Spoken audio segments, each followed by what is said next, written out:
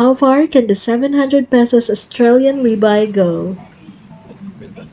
Let's go cook with love this Valentine's Day and feed my family of four. Good day sa'yo. Wow, woke up to this. Improving ang papoy ko. May pa-card pa na sinulatan lang sa harap ko. Siya, pakaunin na natin to ng steak. Since mahilig siya sa karne, magugustuhan niya to for sure.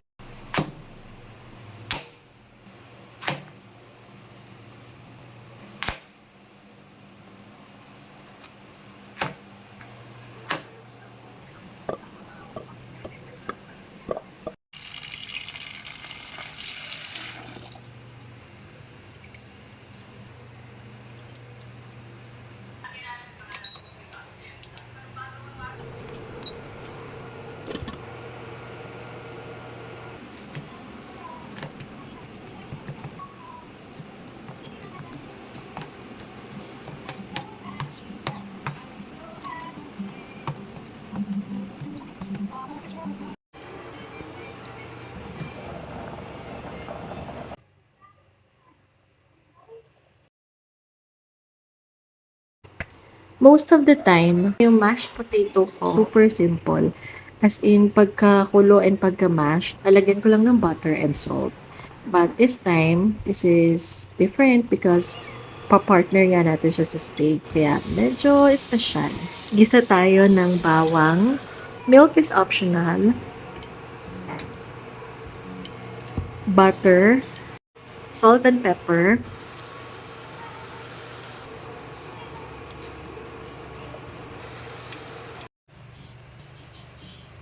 And dried parsley. Sinala ko yung garlic para walang ibang texture sa mashed potato natin. Pero gagamitin natin yan sa paggisa para sa gravy. Mekos-mekos lang and taste test. Using balikong fork. Why not? Ang mahalaga masarap. Next, gravy.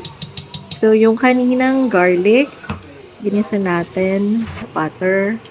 Optional pa rin ang milk, water, half cup, salt and pepper of course.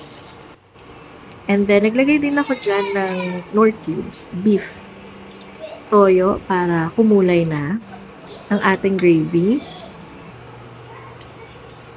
Naglagay din ako ng Italian seasoning. Nakalimutan kong igisa yung mushroom. So, hinalo ko na lang siya dyan. And then, yung of course, flour. Halo-halo lang until it thickened.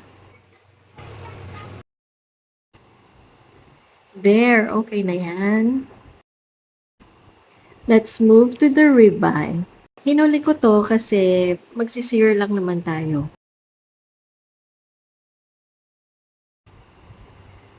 Pat dry lang.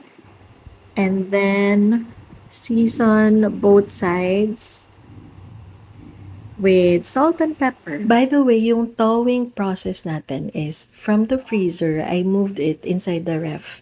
Based on research, it can stay there ng 12 hours or more. Depende sa thickness. Pagkalabas naman ng ref, kailangan mag-wait ng 30 minutes to an hour before mag-sear to ensure even cooking.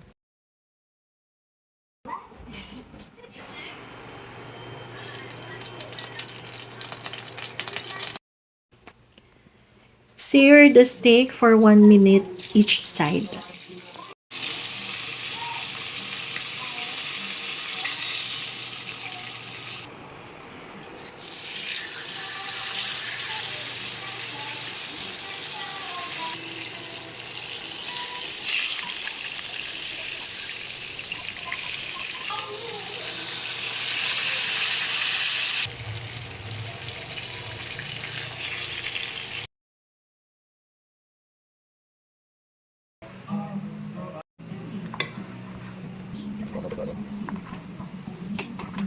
Okay naman, no?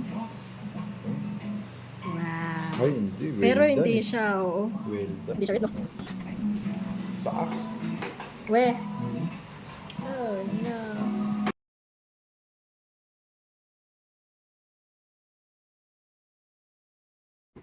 While editing, I realized that meat that I cut was actually the last one I seared. Kaya pala siya, well done. Congratulations! Dahil siya yung last, so yung temperature ang naging factor neto. Good job.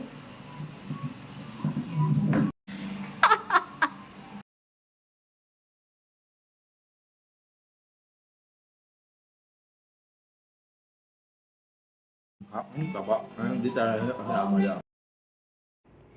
Ito naman yung unang dalawang steak. Ito yung pinakauna, kaya medium rare pa siya. And then yung pangalawa, syempre papunta na siyang well done.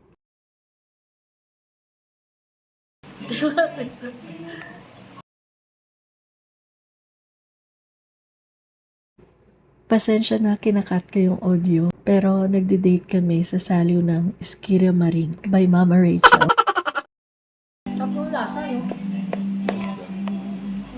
And since we're not in a perfect world, good job pa rin sa kinalabasan ng ating steak dinner.